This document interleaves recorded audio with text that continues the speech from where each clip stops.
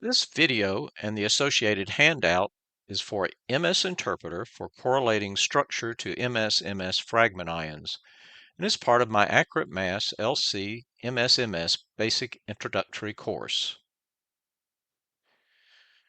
The key things about MS Interpreter explains why peaks occur. It links chemical structure with fragmentation. It transforms mass spectra into understandable chemistry, and it complements library searching. It does not replace it. It is one of the best educational tools available for learning MS-MS interpretation. And there's also some additional information on my website that's somewhat more advanced at the following link. So I'll go into the software to actually show the interface.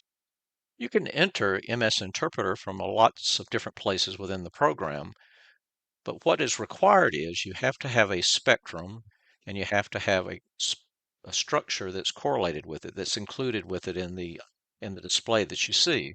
So we'll click on this one for diazepam. This is one that we've talked about before.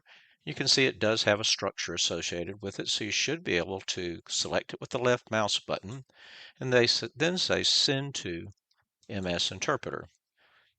When it opens MS Interpreter, it always shows it on the biggest ion that's present first to give you the value. So if you click on that ion, you can see it's 285, and it's for the molecular ion. I'm looking at the parent up here. It's for a +1. It's got a hydrogen on it, and it shows the error, 1.5 parts per million.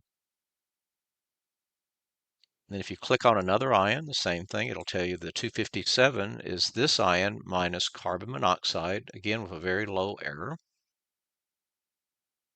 Click on the next one over.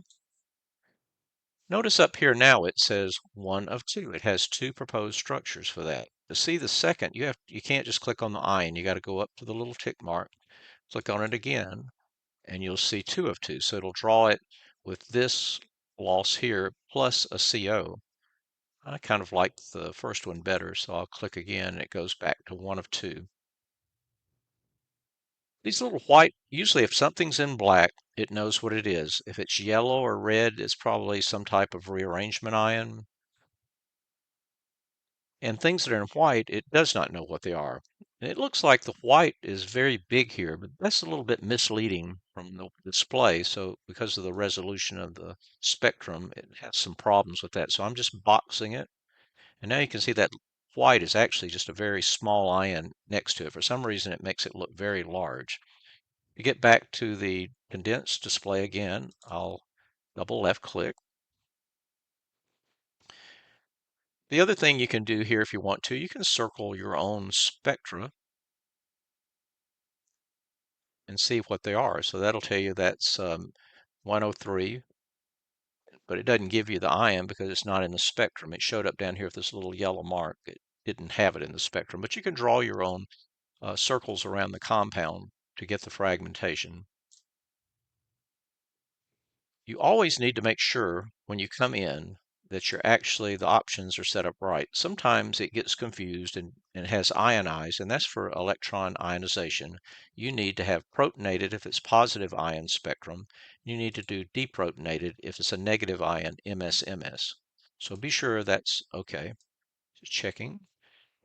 Help with this, I don't think there's much in the manual or other places, but it has a lot here. So you can look through here and there's a lot of information in here about MS Interpreter. So read that if you want to know more about it, or look at that link I gave you earlier where it has more complicated documentation about MS Interpreter.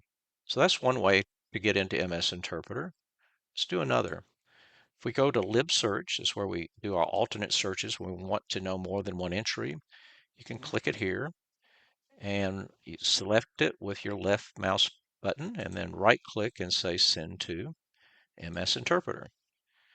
Again, the biggest ion comes in for it, so if you click on it, you'll see that it's the fragmentation between this nitrogen and the sugar, which makes a lot of sense. And it shows 1 of 2. So if I go up here and click on it again, it'll show me that it could be that fragment there minus a CO, which I really like the first one better, makes more sense. And it knows a lot of the small ions too. If you click on those, you get reasonable structures for those also. So that's pretty much how you use MS Interpreter. Like I said, there's more documentation on my website about it, but those are the basics that you need to do.